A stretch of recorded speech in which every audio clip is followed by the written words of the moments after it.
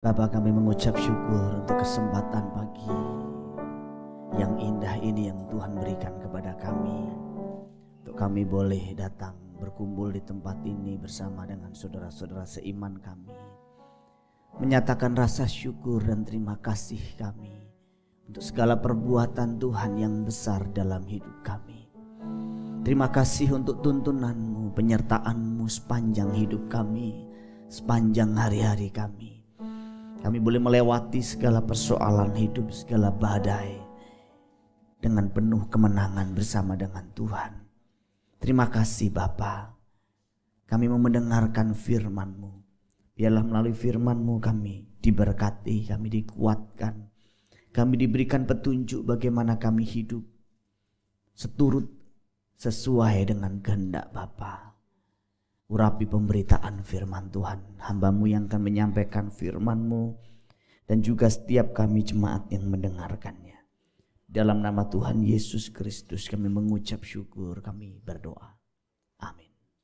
Bapak Ibu dipersilahkan duduk, selamat pagi, shalom. Bapak Ibu saudaraku sekalian, dalam kesempatan pagi ini saya melanjutkan kembali pembahasan eksposisi Injil Matius, dan hari ini kita masuk dalam seri 138. Dalam pertemuan sebelumnya kita sudah membahas mengenai harta yang lama dan harta yang baru. Bagaimana semua potensi ilmu kita dan hal-hal yang kita warisi dari masa lalu kita bisa saja berguna, berarti untuk menjadi kendaraan kita memuliakan Tuhan. Tentu dengan pemahaman, dengan terang yang baru, dengan sudut pandang yang baru, ilmu kita, keterampilan kita bisa berguna bagi kerajaan Allah.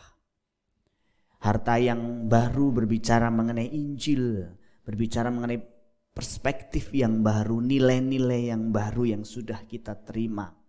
Dalam konteks keselamatan, harta yang lama juga berbicara mengenai Taurat, bicara mengenai hukum-hukum kepercayaan lama kita.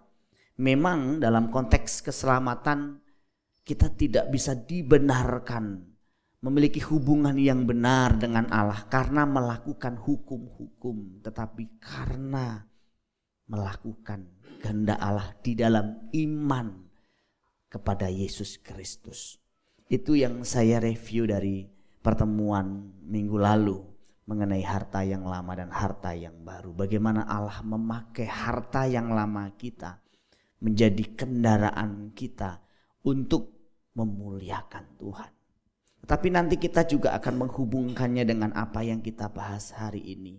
Harta yang lama kita sesuatu yang positif kalau tidak dimaknai dengan terang yang baru dengan Injil, justru menjadi alat iblis untuk akhirnya menghalangi Injil masuk dan mengendalikan hidup kita. Matius pasal 13 ayat 53 sampai dengan ayat 58.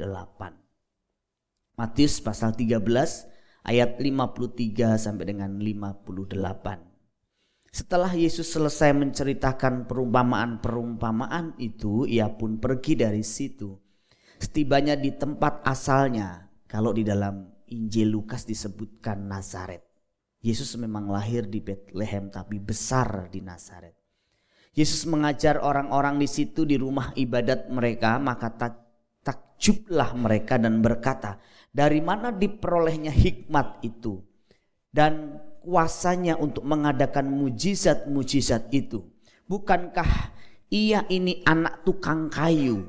Bukankah ibunya bernama Maria dan saudara-saudaranya Yakobus, Yusuf, Simon dan Yudas? Dan bukankah saudara-saudaranya perempuan semuanya ada bersama kita? Jadi dari mana diperolehnya semuanya itu? Lalu mereka kecewa dan menolak dia. Maka Yesus berkata kepada mereka, seorang nabi dihormati di mana-mana kecuali di tempat asalnya sendiri dan di rumahnya. Dan karena ketidakpercayaan mereka, tidak banyak mujizat diadakannya di situ. Memang ironis ketika banyak orang, beribu-ribu orang begitu menantikan Yesus, begitu menghormati Yesus. Justru di tempat di mana ia dibesarkan, ia ditolak. Memang sangat menyedihkan kalau seseorang di mana-mana dihormati, tetapi orang-orang yang justru mengenalnya tidak menghormatinya. Dalam banyak kasus ini terjadi. Ada pendeta yang di luar begitu dihormati, tetapi ketika di gerejanya suaranya tidak didengar. Ada suami yang kalau di luar sana, di kantornya, di tempat dia bekerja begitu dihargai karyawannya. Tapi sampai di rumah, istrinya tidak menganggapnya. Ada perempuan-perempuan, istri-istri yang kalau di luar begitu dikagumi oleh para pria, dikagumi oleh banyak orang. Tetapi sampai di rumah, suaminya tidak pernah memujinya, tidak pernah menganggap ada. Ada presiden di luar begitu dihargai, begitu dihormati, disanjung-sanjung. Tetapi di negara sendiri dicaci maki, dihujat. Itu realitas yang harus kita hadapi, kita terima, dan itu dinubuatkan, disampaikan oleh Alkitab kepada kita. Janganlah kita menjadi kecil hati, menjadi lemah hanya karena kita tidak dihormati oleh orang terdekat kita, karena itu sudah dinubuatkan oleh Alkitab. Dengan demikian menjadi penghiburan kita kalau misalnya orang-orang terdekat kita akhirnya justru tidak menghargai kita. Masih ada orang-orang di luar sana yang begitu membutuhkan kita, menghormati kita. Ya memang ini tidak baik, ini bukan sesuatu yang positif, tetapi sedikit menjadi penghiburan kita juga. Kita melihat dalam kasus murid-murid Tuhan Yesus misalnya. Sebelum murid-murid akhirnya menyerahkan diri di bawah bimbingan gurunya, mereka begitu respect. Mereka menyerahkan dirinya secara total. Meninggalkan pekerjaan, meninggalkan keluarga demi mengikut gurunya. Tetapi setelah menjadi murid 3,5 tahun, lihat baca kitab Injil, kita bisa menemukan bagaimana sepertinya mereka keras kepala, susah diatur. Dan justru gurunya ditinggalkan dalam kondisi yang begitu membutuhkan perhatian murid-muridnya. Itu realitas dan itu ditulis oleh Alkitab. Orang-orang yang tadinya begitu membela kita, yang tadinya begitu dekat dengan kita, mungkin suatu hari akan meninggalkan kita. Itu juga yang terjadi dengan guru agung kita Tuhan Yesus. Kita melihat bagaimana murid-murid langsung meninggalkan pekerjaan, langsung meninggalkan sahabat-sahabatnya, langsung meninggalkan keluarganya. Tetapi giliran sudah dibimbing, sudah dimuridkan selama 3,5 tahun. Justru hasilnya seperti mengecewakan. Itu yang terjadi. Setidaknya saya menemukan ada 3 penghalang seseorang akhirnya memiliki satu kehidupan yang luar biasa bersama dengan Tuhan. Satu penghalang demi penghalang ini harus kita runtuhkan. Ini disebut dengan 3 penghalang kepercayaan. Kita harus mengenali penghalang-penghalang itu dan kita harus meruntuhkannya. Jika tidak, maka penghalang-penghalang itu justru akan menghambat kita mengalami perjumpaan dengan Allah. Membuat kita maksimal di dalam Dia. Yang pertama, latar belakang masa lalu dan warisan kepercayaan yang salah. Latar belakang Yesus sebagai seorang tukang kayu menjadi penghambat untuk orang-orang pada waktu itu di kampung halamannya itu menerima ajaran Tuhan Yesus. Ini yang menjadi penghalangnya. Tuhan Yesus memang disebutkan sebagai seorang tukang kayu. Karena Yusuf seorang tukang kayu dan Yesus diajar, dipersiapkan dan bekerja sebagai seorang anak tukang kayu. Kata tekton atau tukang kayu di sana juga bisa disejajarkan dengan pengrajin, pengusaha. Ya mungkin sekelas Randy kalau di sini ya.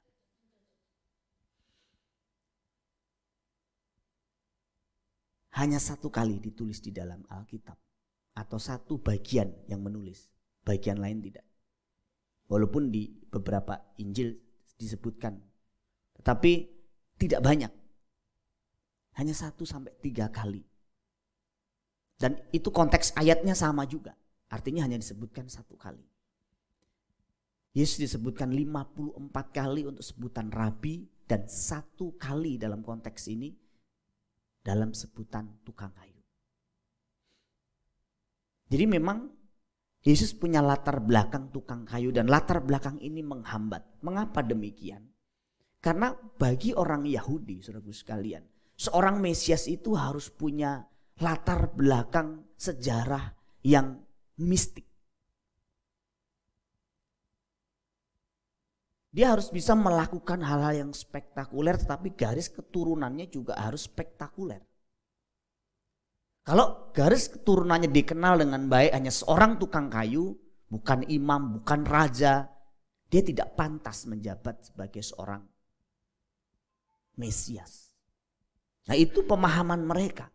Kalau kita melihat di dalam Injil Matius 13 tadi, disebutkan di sana nama-nama saudara dari Tuhan Yesus. Yakobus, Yusuf, Simon, Yudas, plus saudara-saudara perempuannya. Tidak disebutkan. Kenapa saudara perempuan tidak disebutkan? Orang Yahudi tidak menganggap penting perempuan, sehingga perempuan jarang namanya disebutkan. Jadi kita bersyukur hidup di zaman sekarang di mana perempuan dan laki-laki setara. Namanya sama-sama disebutkan, didaftar. Tetapi zaman itu tidak. Makanya salah satu doanya orang Yahudi dalam ucapan-ucapan doa mereka berdoa, Tuhan, terima kasih karena aku dilahirkan laki-laki. Kalau mereka dilahirkan perempuan itu bukan suatu keberuntungan. Jadi latar belakang itu memiliki pengaruh yang besar sekali bagi orang Yahudi. Orang Yahudi memiliki kecenderungan untuk menemukan Tuhan di dalam hal-hal sensasional dan supranatural. Jadi ketika dia melihat ada sesuatu yang sangat natural dalam diri Tuhan Yesus, dia tidak bisa menerimanya. Seorang tukang kayu biasa. Makanya ya sama seperti kita. Hidupnya sehari-hari sama seperti kita. Apa istimewanya orang seperti ini? Itu menjadi penghambat yang luar biasa pada waktu itu untuk orang-orang Yahudi menerima Yesus sebagai Mesias. Nah, kecenderungan orang Kristen juga begitu, apalagi dalam budaya Timur. Sama. Orang itu suka sekali kalau menghubungkan Tuhan dengan hal-hal yang supranatural. Hal-hal yang abnormal, aneh-aneh, mistik. Jadi kalau nggak aneh, nggak mistik, nggak sensasional, nggak supranatural, orang tidak menganggap itu dari Tuhan. Dan itu kecenderungan gereja sampai hari ini. Dan ini merusak gereja. Akhirnya orang ke gereja untuk cari hal-hal sensasional. Mencari pendeta juga yang sensasional. Hal-hal yang natural tidak dianggap penting. Hidup bertanggung jawab, jaga kesehatan, kerja yang rajin, belajar yang rajin. Setiap perkara kecil, ngurus keluarga, itu tidak dianggap penting. Akhirnya apa yang terjadi saudara? Gereja menjadi sarana untuk orang-orang akhirnya pusing dengan urusan rohaninya sendiri. Tetapi membuat orang-orang di luar menjadi syak dan tidak tertarik. Nanti malam saya akan membahas area ini secara khusus dengan topik bahasa roh. Pada zaman itu bahasa roh menjadi salah satu fenomena yang supranatural. Menjadi satu ukuran kalau orang punya bahasa roh itu menjadi ukuran bahwa dia dewasa rohani. Dia mengalami Tuhan. Itu sebabnya gereja-gereja mulai seperti jatuh hati. Ketagihan.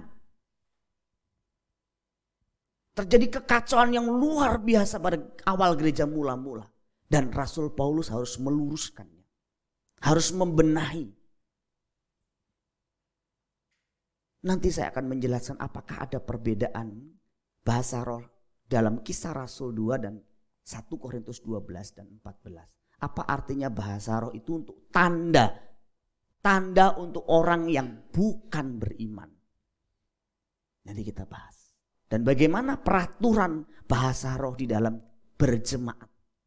Karena ada yang mengatakan kepada saya seolah-olah SBC ini tidak percaya bahasa roh. Saya berbahasa roh sampai hari ini. Saya mengajarkannya, saya mengimaninya.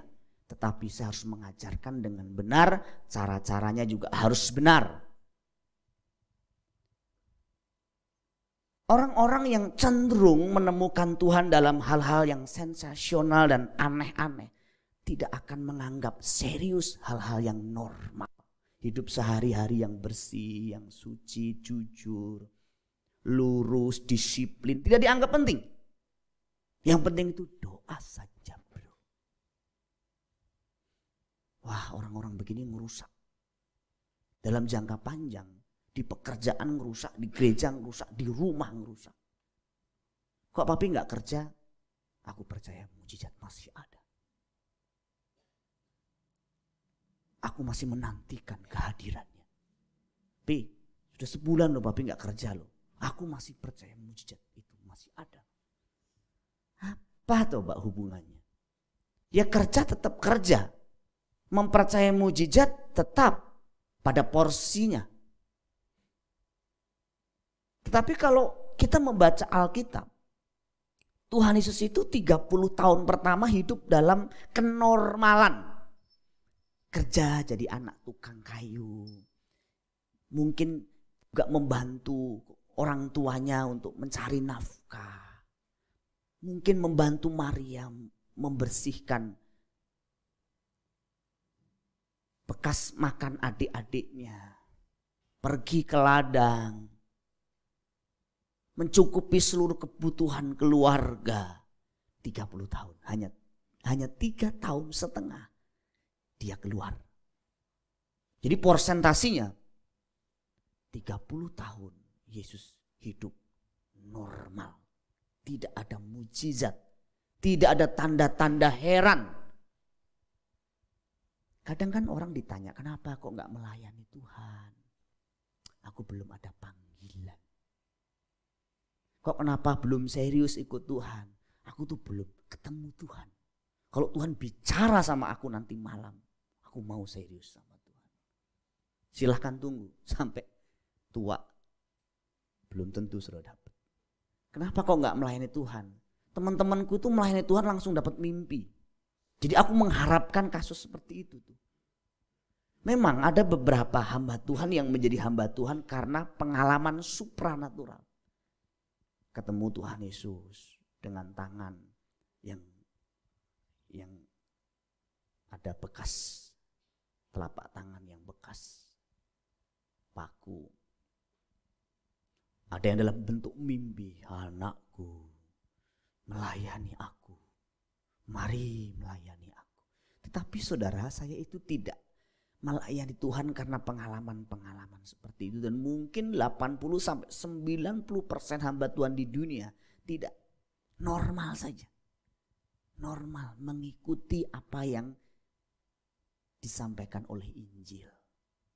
Dan baca Injil pun normal, hidup sehari-harinya normal.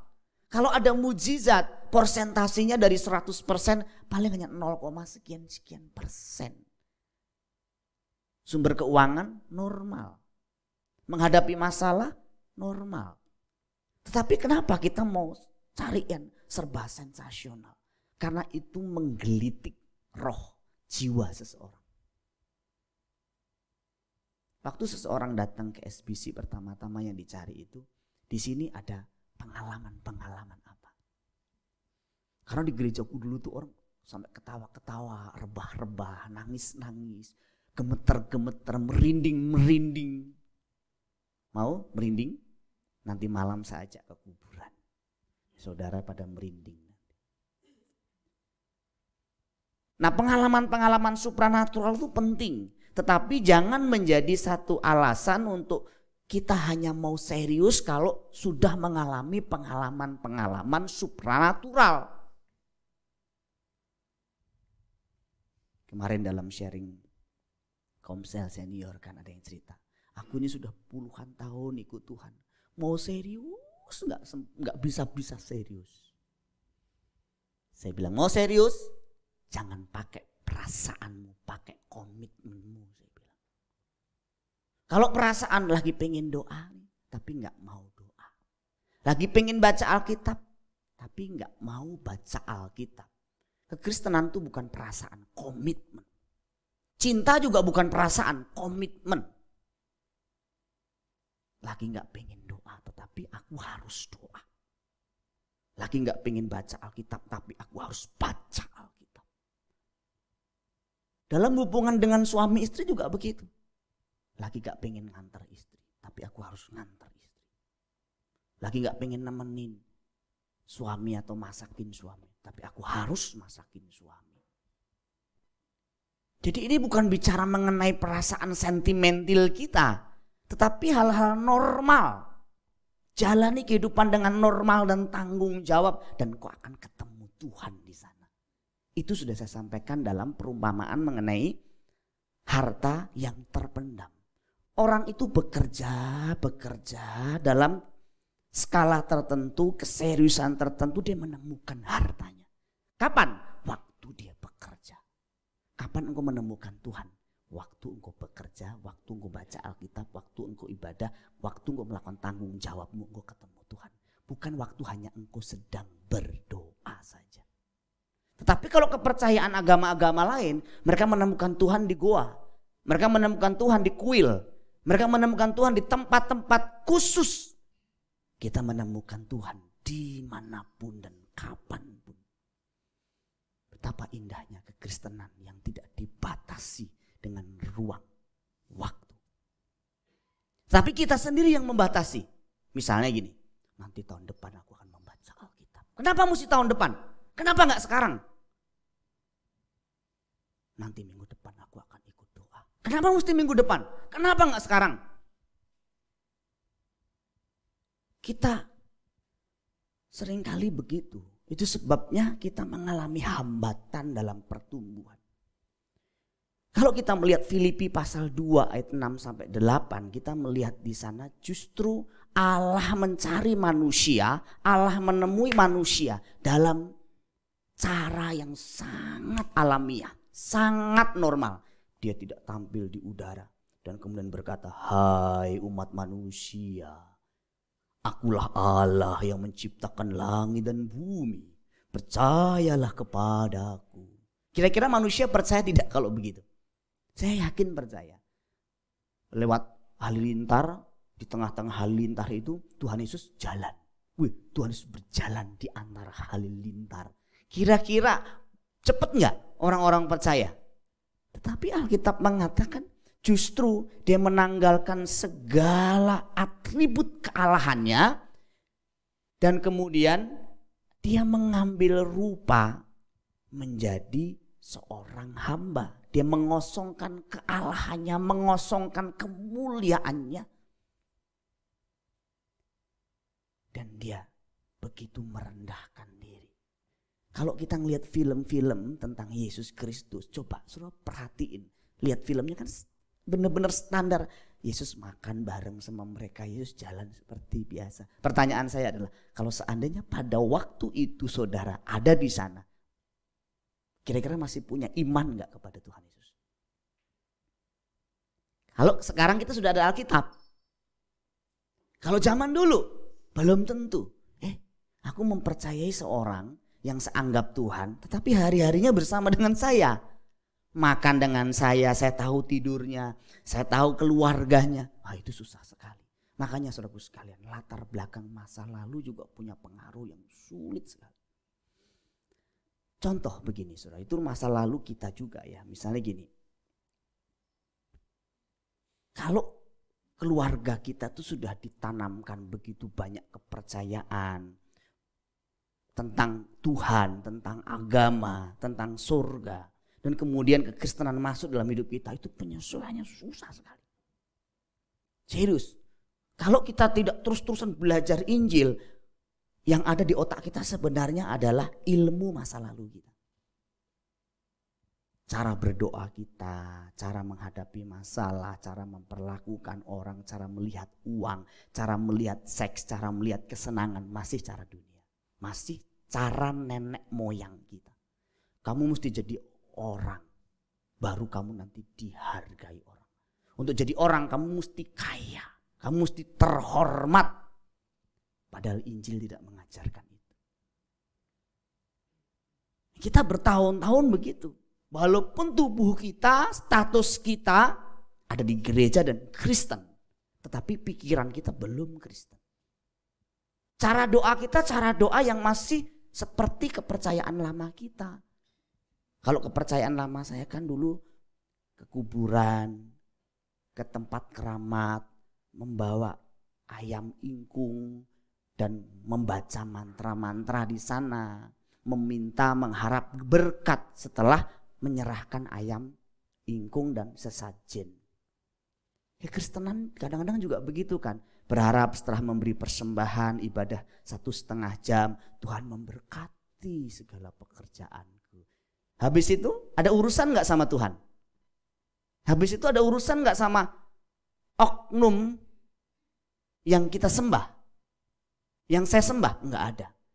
Hanya pada waktu itu, detik itu, jam itu, kalau ketemu lagi baru nanti bicara lagi. Nah, orang Kristen juga begitu. Bicara sama Tuhan, ketemu sama Tuhan, itu hanya 1,5 jam di gereja. Selebihnya sudah gak ada urusan sama Tuhan. Ini bukan kekristenan. Ini secara luar kelihatan Kristen, dalamnya belum Kristen. Orang-orang seperti ini kalau ketemu Tuhan, Tuhan bilang, aku gak kenal kamu. Tapi Tuhan, aku menyanyi di gereja. Aku pelayanan. Aku tidak kenal kamu. Kamu siapa? Karena kita tidak pernah berjumpa secara pribadi dengan Tuhan kita. Dan masa lalu itu punya pengaruh besar. Contoh misalnya gini. Saya sempat membayangkan kalau seandainya saya ini bukan anak dari seorang buruh tani. Misalnya saya anak seorang bandar narkoba. Atau saya anak seorang presiden. Atau orang yang dalam posisi kemasyarakatan itu terhormat. Punya banyak duit. Kemungkinan besar saya belum tentu ada di ruangan ini. Kemungkinan besar. Jadi bersyukurlah saudara kalau saudara ada dalam ruangan ini dan mengenal Tuhan Yesus dengan segala latar belakang masa lalu saudara. Kenapa? Karena ada kemungkinan masa lalu kita itu juga sampai hari ini kita bawa, kita seret ke dalam gereja. Sebenarnya kita belum total menerima Yesus Kristus sebagai Tuhan kita. Tapi ada juga yang sudah total. Kenapa? Karena kenyataannya saudara, masa lalu kita ini bicara tentang banyak hal. Kepercayaan, pendidikan, ajaran orang tua, nasihat, pengaruh-pengaruh moral, gaya hidup. Itu banyak sekali. Dan yang bisa membersihkan masa lalu kita satu, firman Tuhan. Kapan? Tidak tahu. Saya belajar Alkitab itu sekarang lebih dari 22 tahun. Dan saya tidak merasa bahwa semua masa lalu saya sudah bersih. Saya tidak merasa, walaupun saya sangat ditolong sekali dengan belajar firman. Tapi saya membayangkan juga bagaimana ya jemaat yang cuma belajar firman 1,5 jam sehari. Atau seminggu. Apa yang didapat? Bagaimana dia bisa membersihkan semua ajaran nenek moyang, mitos-mitos, budaya-budaya kepercayaan lama, termasuk tadi hal-hal yang sifatnya mistik. Wah, itu susah sekali.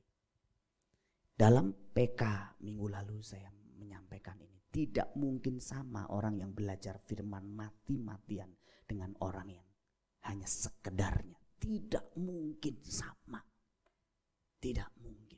Mereka yang serius belajar firman, menghidupi firman, beda pasti hidupnya. Jauh lebih bersih, jauh lebih baik. Tetapi Pak, ada juga yang belajar firman jahat, yang gak belajar firman baik. Sudah dari sononya memang mungkin dia sudah baik. Memang sudah dari sononya dia jahat banget orang itu. Kalau istilahnya itu, kalau cancer itu yang jahat itu memang udah stadium 3. Yang baik itu baru taraf dideteksi stadium 1.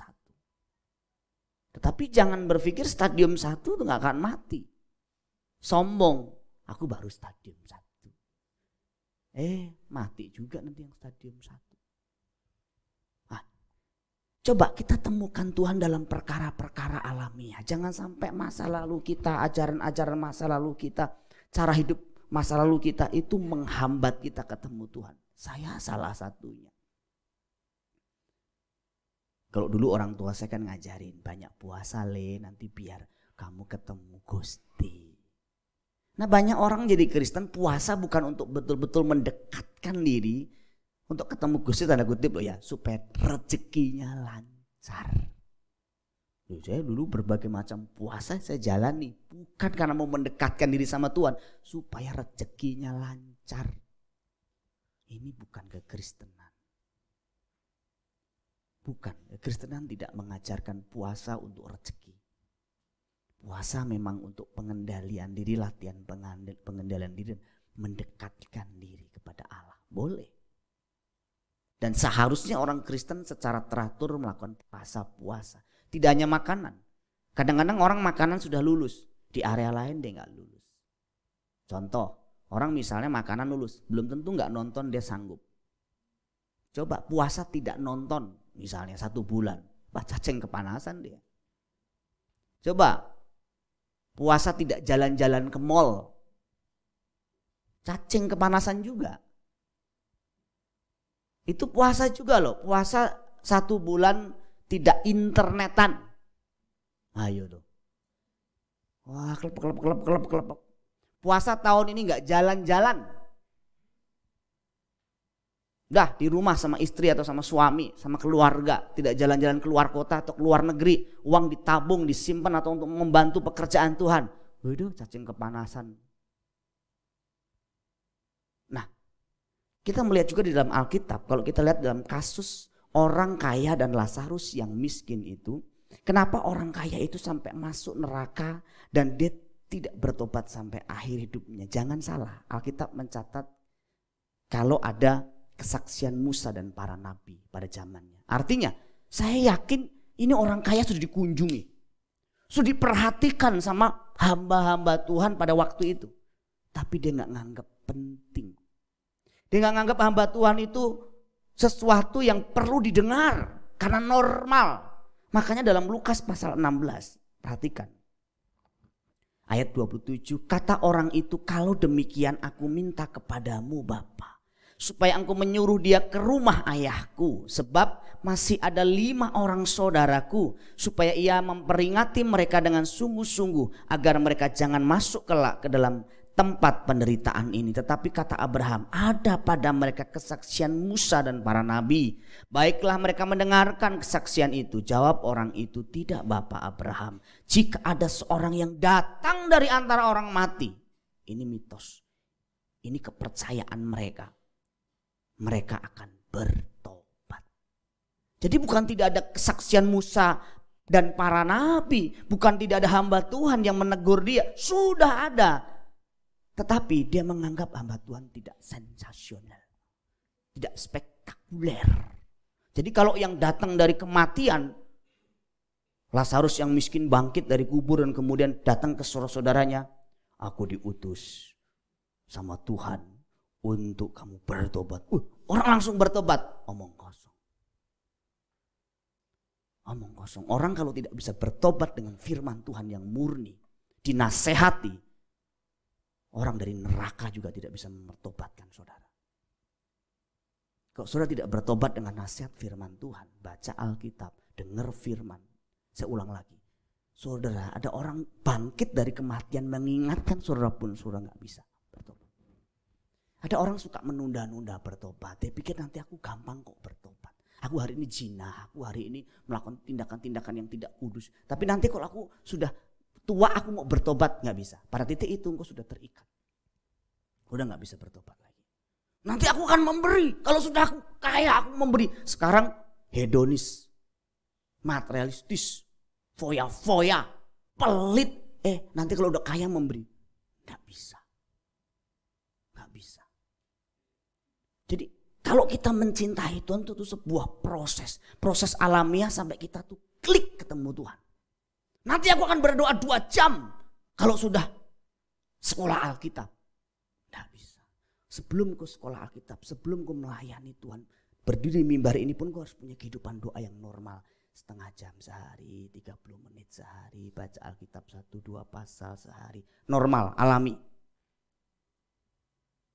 Kalau pemain keyboard, jangan bermimpi dan berkata, nanti suatu hari aku akan bermain dengan si A, si B. Itu yang di film-film, di TV-TV itu, di konser-konser terkenal itu. Suatu hari aku bisa main. Tak bisa. Kamu harus mulai dari kecil dulu, belajar dulu setiap hari. Terus belajar, terus setia, terus belajar. Sampai titik tertentu Tuhan akan bawa kamu ke sana.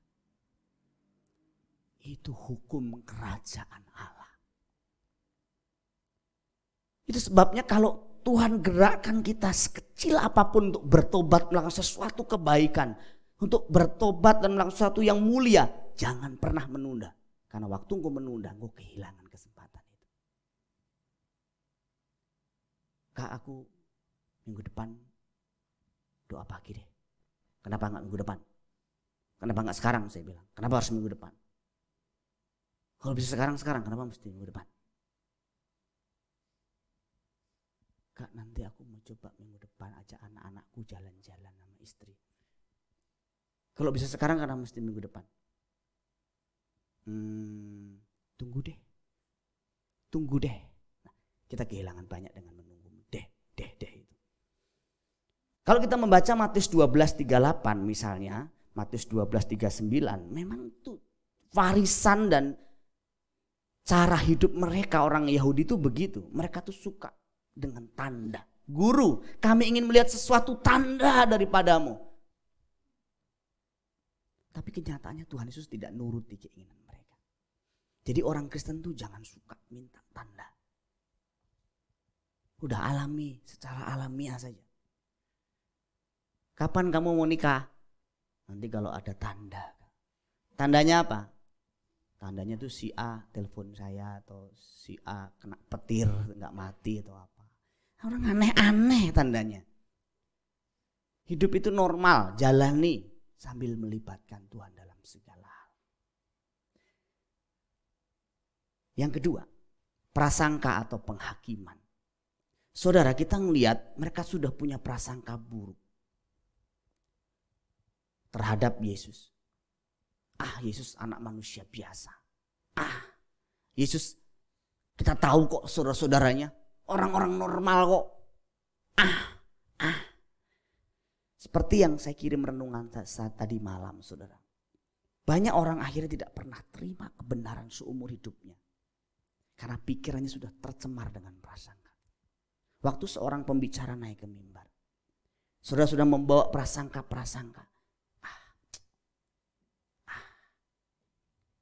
Kalau udah begitu, udah gak masuk. Satu kali saya berbicara tentang misi. Waktu saya khotbah, begitu semangat tentang misi, tentang pelayanan jiwa-jiwa. Pada waktu itu saya berencana dan siap untuk berangkat melakukan pelayanan baru, merintis gereja baru. Saya sangat terkejut dan bisa dikatakan kaget juga ketika seorang berkata kepada orang lain dan sampai ke telinga saya, pendeta itu ada maunya saja. Dia khotbah seperti itu ada maunya saja.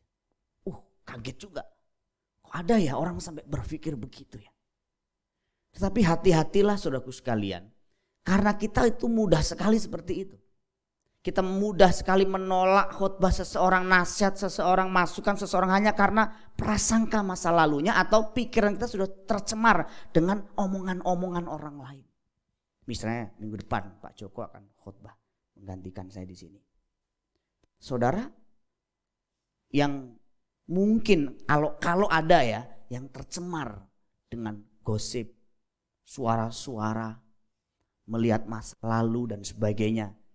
Tidak melihat kualitas isinya dan kehidupan dari hamba Tuhan ini. Hanya melihat dari sudut prasangka, penghakiman. Apa kata manusia atau apa kata orang yang pernah kita dengar. Kita bisa menolak kebenaran itu sebelum benar-benar mendengarkannya. Dan itu sering terjadi. Ada banyak hamba-hamba Tuhan yang khotbahnya bagus luar biasa. Tetapi ada juga hamba-hamba Tuhan yang sudah berkata, hamba Tuhan itu jangan didengar, sesat. Siapa yang bilang sesat? Kamu belum mendengar secara utuh, gak boleh menyimpulkan secara prematur bahwa pengajarannya sesat. Dengar dulu. Lihat hidupnya, lihat buahnya. Setelah itu silahkan nilai. Dan juga tidak jarang bahwa akhirnya iman kita tidak pernah bertumbuh dengan baik. Karena prasangka-prasangka dan penghakiman yang kejam terhadap seorang pemberita firman. Ini bukan bicara tentang saya, saudara. Ini bicara tentang semua hamba Tuhan. Dan saudara pun juga seorang hamba Tuhan. Hati-hatilah dengan prasangka, hati-hatilah dengan penghakiman, penilaian yang prematur, yang karena kita mendengarkan suara-suara masukan-masukan yang belum tentu kebenarannya. Wah, itu pembunuhan karakter. Karena memang tidak bisa dipungkiri kalau kita sudah mendengar sesuatu yang buruk tentang orang itu. Kemudian atau ya ada merasakan sesuatu yang buruk tentang orang itu. Kita sudah secara punya kecenderungan secara tidak langsung mereject apa yang disampaikan. Dan ini menghambat iman kita. Saya bersyukur gereja ini tumbuh dengan baik. Saudara-saudara, saya sudah jarang mendengar gosip, saya jarang mendengar suara-suara negatif di luar sana. Puji Tuhan. Terima kasih sudah bertumbuh. Sukacita saya melihat saudara bertumbuh. Saudara menghadapi persoalan konflik dengan saudara seiman juga saya lihat tidak ada keluhan. Tidak ada suara-suara negatif di telinga saya. Walaupun awal-awal perintisan banyak sekali suara-suara seperti itu. Tapi belakangan saya hampir tidak mendengarnya. Sudah tumbuh dewasa. Menjadi pribadi-pribadi yang dewasa. Saya mengucap syukur untuk itu. Jadi seperti yang saya katakan dalam renungan saya semalam, ada banyak khotbah yang dibungkam sampai mati. Bukan karena isinya yang salah, isinya yang sesat, isinya yang tidak bagus, tetapi karena pikiran kita yang sudah tercemar dengan prasangka dan penghakiman. Dan kita tidak memberi kesempatan kepada orang itu. Kesempatan untuk membuktikan dirinya bahwa dia lurus. Kita sudah terlanjur menghakiminya, terlanjur berprasangka. Dia mah orangnya begitu. Wah, gak boleh. Itu jahat. Dan kejahatan seperti itu di mata Tuhan serius. Yang ketiga, yang terakhir. Penghalang dari kepercayaan iman kita bertumbuh dan kita bisa mengalami berbagai pengalaman yang luar biasa dengan Allah adalah sikap cuek, sikap tidak peduli, sikap tidak mau tahu dengan kebenaran itu sendiri. Tuhan Yesus juga pernah, saudaraku sekalian, pernah mengecam kota-kota yang dia sudah lakukan begitu banyak mujizat, tetapi tidak kunjung bertobat, tidak kunjung bersedih, tidak kunjung berkabung. Ada orang Kristen yang sudah begitu banyak dengar Injil, dengar berita firman Tuhan, tidak ada respon duka cita, tidak ada penyesalan. Dia cuek, dia gak peduli firman Tuhan bilang apa. Semua lewat begitu saja. Tuhan berduka kalau Tuhan melihat kita seperti itu. Sekarang ini Bapak Ibu, kekristenan sudah berkembang luas di Indonesia. Di Indonesia kekristenan jarang ditekan. Kita tidak mungkin merusak kekristenan dari luar. Karena kita orang Kristen. Tapi kita bisa merusak kekristenan dari dalam. Yaitu dengan seolah-olah mengabaikan kebenaran. Menurunkan Yesus pada standar yang paling rendah. Kita anggap sebelah mata. Firman-Nya, perkataannya, nilai-nilainya. Kita tutup mata. Cuman begitu saja. Hati-hati. Kita memang tidak membunuh orang Kristen. Kita memang tidak membakar gereja-gereja karena kita Kristen. Tapi dengan cara kita beriman seperti itu. Cuek, tidak peduli, tidak serius. kita membunuh kekristenan. Baik kekristenan kita maupun kekristenan secara global. Orang-orang lihat, ya orang Kristen tuh kok gak ada yang haus-haus. Gak ada serius ikut Tuhan. Lihat, saudara-saudara kita kalau belajar setiap hari mereka belajar firman. Mereka belajar firman setiap hari. Mereka hafal kitab mereka. Untuk agama mereka. Mereka rela melakukan apa saja. Yang belum tentu kebenarannya. Kalau kita sudah mengerti kekristenan itu benar. Iya dan amin, kenapa kita tidak pernah serius.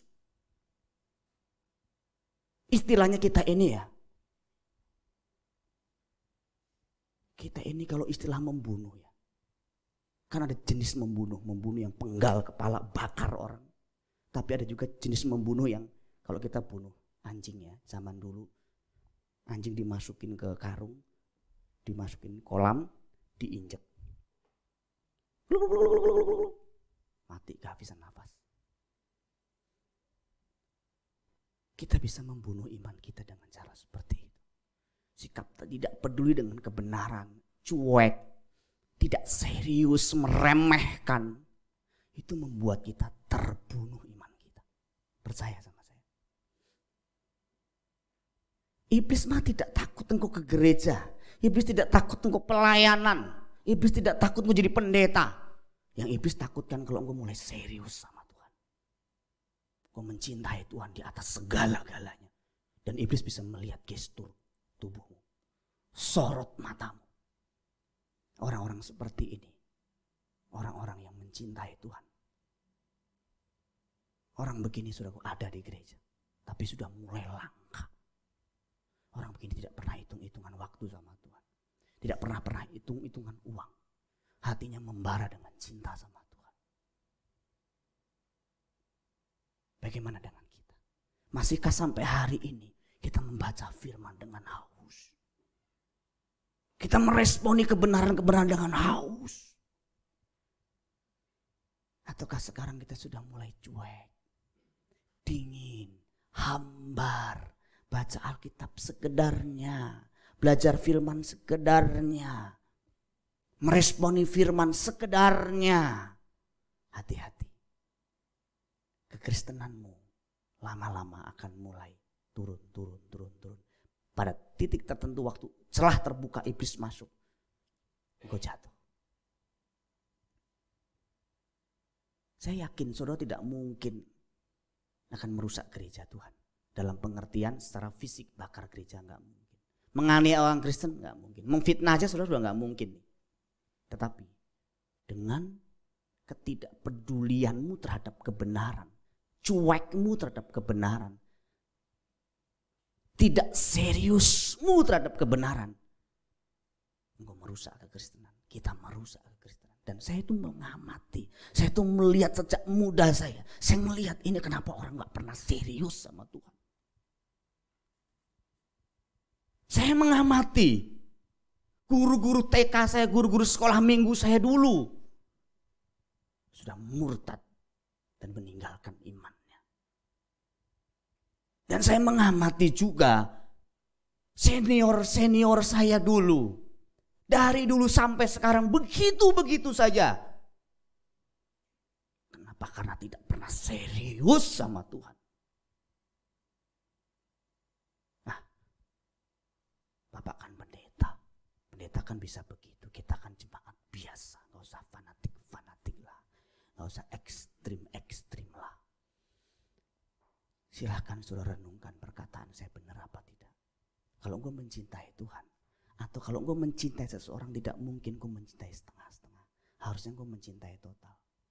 Dan Tuhan pasti bisa merasakan dicintai total atau dicintai setengah-setengah. Itu yang kitab Wahyu katakan, suam kuku. Dan Tuhan akan muntahkan. Amin. Untuk firman Tuhan. Kita berdiri bersama-sama.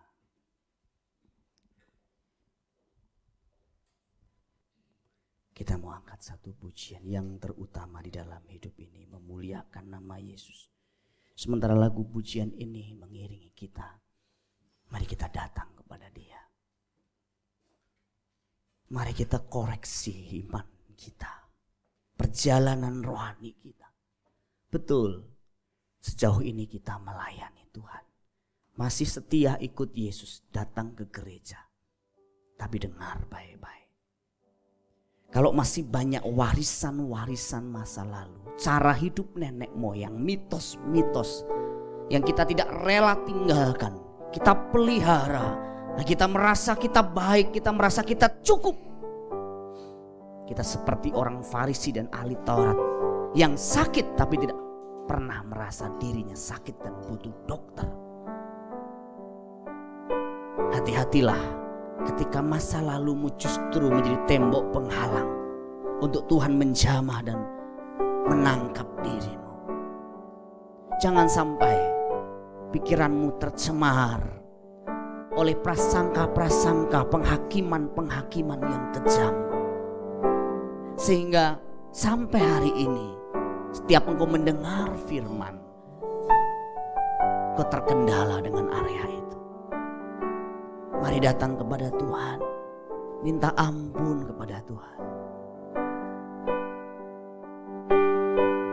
Yang terutama di dalam hidup ini, yang terutama di dalam hidup ini, meninggikan nama Yesus. Terutama di dalam hidup ini, memuliakan namanya. Haleluya, haleluya, saya mau cinta Yesus.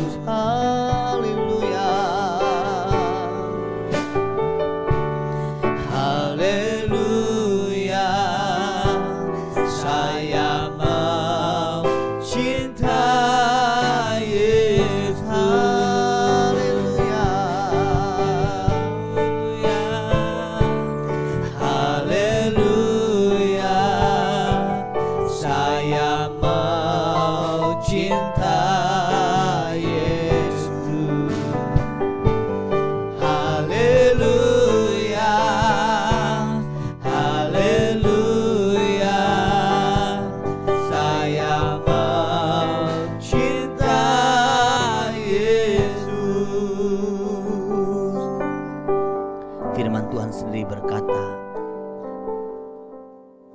kalau kita menerima Dia berarti kita menerima pembawa pesan firman Tuhan, berarti kita menerima Tuhan sendiri. Menolak si pembawa pesan juga sama artinya menolak Tuhan sendiri. Kalau pesan itu benar-benar pesan dari Tuhan, hati-hatilah, bersikaplah dengan benar. Lakukan bagian kita secara maksimal. Cintai Tuhan dengan segenap hati kita, segenap akal budi kita, segenap kekuatan kita, segenap jiwa kita. Tuhan akan memampukan kita mengasihi Dia seperti itu. Itu yang membuat kita setiap hari berjalan begitu indah bersama dengan Dia. Bukan karena terjaminnya segala kebutuhan hidup kita. Mungkin sebaliknya, badai kesulitan-kesulitan hidup yang tak kunjung mereda, tetapi hati kita tetap teduh, tenang. Jiwa kita tetap tenteram di dalam Dia. Karena kita tahu kepada siapa kita percaya. Meteraikan firman-Mu ya Bapa ke dalam hati kami. Jadikan kami orang-orang yang sepenuhnya mempercayai Engkau dan menyerahkan seluruh hidup kami tanpa sedikit pun ragu.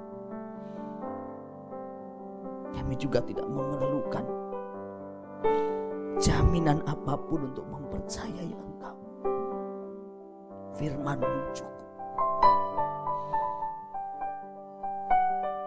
apapun yang terjadi dalam hidup kami, susah maupun senang, sakit maupun sehat, dengan segala keadaan kami, ajar kami tetap mempercayai Engkau. Di dalam nama Tuhan Yesus Kristus kami mengucap syukur. Kami berdoa. Amin. Bapak Ibu dipersilahkan duduk.